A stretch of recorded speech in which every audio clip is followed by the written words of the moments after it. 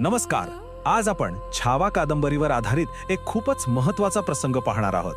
ही गोष्ट फक्त एका राजकुमाराच्या जन्माची नाहीये, तर हिंदवी स्वराज्याचं भवितव्य ठरवणाऱ्या एका निर्णायक क्षणाची कहाणी आहे. चला तर मग थेट जाऊया त्या काळात, छत्रपती शिवाजी महाराजांचा वारस संभाजी यांच्या जन्माच्या त्या नाट्यमय क्षणांमध्ये.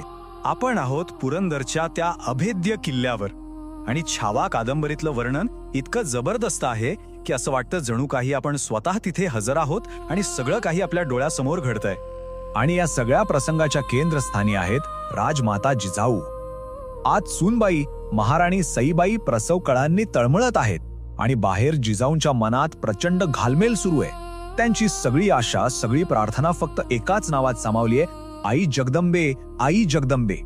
तर कथेच्या पहिल्या भागात आपण पाहूया गडावरची ती प्रतीक्षा, जिथे फक्त राजघराणं नाही तर अख्खं स्वराज्य एका बातमीसाठी श्वास रोखून थांबलं होतं.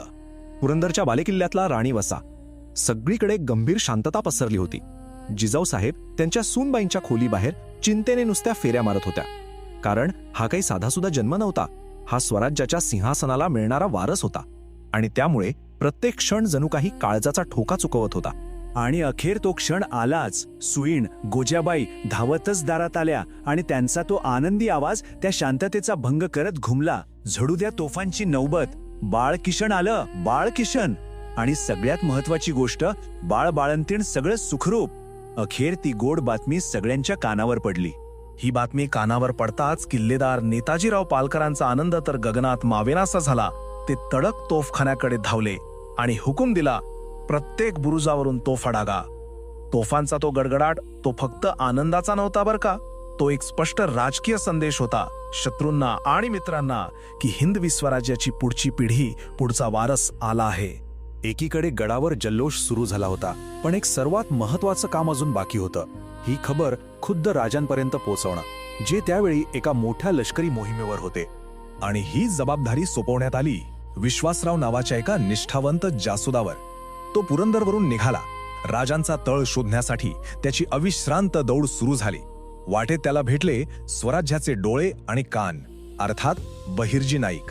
बातमी ऐकताच बहिर्जींचा चेहरा उजाडा आणि ते क्षणाचाही विलंब न लावता विश्वासरावला घेऊन तडक राजांच्या छावणीकडे निघाले. जरा कल्पना करा त्या दृश्याची.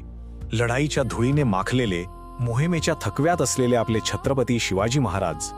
आणि अशा वेळी सततच्या लढाया आणि राजकीय अस्थिरतेच्या काळात एका वारसाचा जन्म होणं म्हणजे काही फक्त वैयक्तिक आनंदाची गोष्ट नव्हती, तर ती राज्याच्या स्थैर्याची एक प्रकारे हमी होती. एवढी मोठी बातमी ऐकून महाराजांची प्रतिक्रिया काय होती? तर अत्यंत संयमित पण तितकीच अर्थपूर्ण. त्यांच्या तोंडातून फक्त दोनच शब्द बाहेर पडले, कृतज्ञतेने आणि श्रद्धेने, जगदंब जगदंब.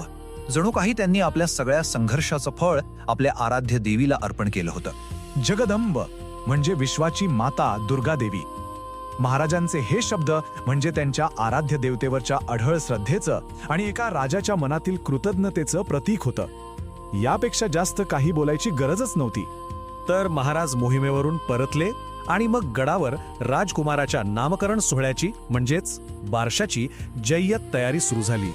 आता संपूर्ण गडावर एक वेगळंच चैतन्याचं आणि उत्साहाचं वातावरण होतं. राजघराण्यातले सगळेजण स्वराज्याच्या या नव्या वारसाचं अधिकृत नाव ठेवण्यासाठी एकत्र जमले होते. आणि मग ते नाव ठरलं. राजकुमाराचं नाव ठेवण्यात आलं संभाजी. आता या नावामागे खूप भावनिक आणि कौटुंबिक कारण होतं. हे नाव निवडलं होतं खुद्द जिजाऊंनी. शिवाजी महाराजांचे थोरले बंधू जे आता हयात नव्हते, त्यांचं नाव होतं संभाजी. त्यांच्याच आठवणीत जिजाऊंनी आपल्या नातवाला हे नाव दिलं होतं. आणि त्या काळातल्या प्रथेप्रमाणे बाळाच्या कानात एक नाव हळूच सांगतात. ते नाव होतं शंभूजी. तर एकीकडे राजकुमाराच्या भविष्याबद्दल तेजस्वी भाकितं वर्तवली जात होती, पण दुसरीकडे एका अनपेक्षित संकटाने राजघराण्यावर आपली सावली टाकायला सुरुवात केली होती.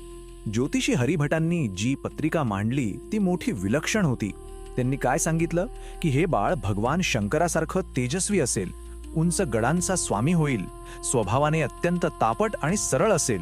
पण त्याचबरोबर त्यांनी एक अशुभ संकेतही दिला. ते म्हणाले की हे बाळ धोकादायकपणे भोळं असेल आणि आपल्याच माणसांकडून दगाफटका होण्याची शक्यता आहे. पण ही भव्य भाकिते एकीकडे सुरू असताना एक मोठी शोकांतिका पडद्याआड घडत होती. हळूहळू एक गोष्ट स्पष्ट होत होती.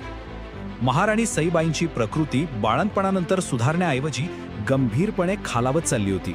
त्यांना बाळंत व्याधी जडली होती, म्हणजे बाळंतपणानंतर होणारा एक असा गंभीर आजार ज्यामुळे महाराणी इतक्या अशक्त झाल्या, त्यांची प्रकृती इतकी खालावली की त्यातून त्या पुन्हा सावरूच शकल्या नाहीत. आणि यामुळे राजघराण्यासमोर एक खूप मोठा पेच उभा राहिला.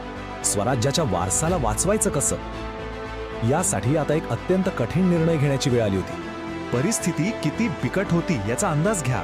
एका बाजूला नवजात शंभूराजांना जगण्यासाठी आईच्या दुधाची नितांत गरज होती, आणि दुसऱ्या बाजूला महाराणी सईबाई आपल्या गंभीर आजारपणामुळे त्यांना दूध पाजायला पूर्णपणे असमर्थ होत्या. शेवटी एक खूप कठीण पण गरजेचा निर्णय घेतला गेला. राजकुमारासाठी दूध आई म्हणजेच एका दाईचा शोध सुरू झाला, अशी दाई जी त्यांना जीवदान देऊ शकेल. आणि मग यासाठी तातडीने कापूरहोळ गावाकडे एक जासूद रवाना झाला. म्हणजे बघा, ज्या युवराजाच्या जन्मानं स्वराज्याला एक स्थैर्य मिळालं, त्याच्या स्वतःच्या आयुष्याची सुरुवातच जगण्याच्या संघर्षाने झाली. विचार करा, नियतीने या बाळासाठी पुढे काय लिहून ठेवलं असेल, ज्याच्या खांद्यावर पुढे जाऊन याच स्वराज्याचा भार येणार होता. हा प्रश्न इतिहासाच्या पानांवर कायमचा कोरला गेलाय.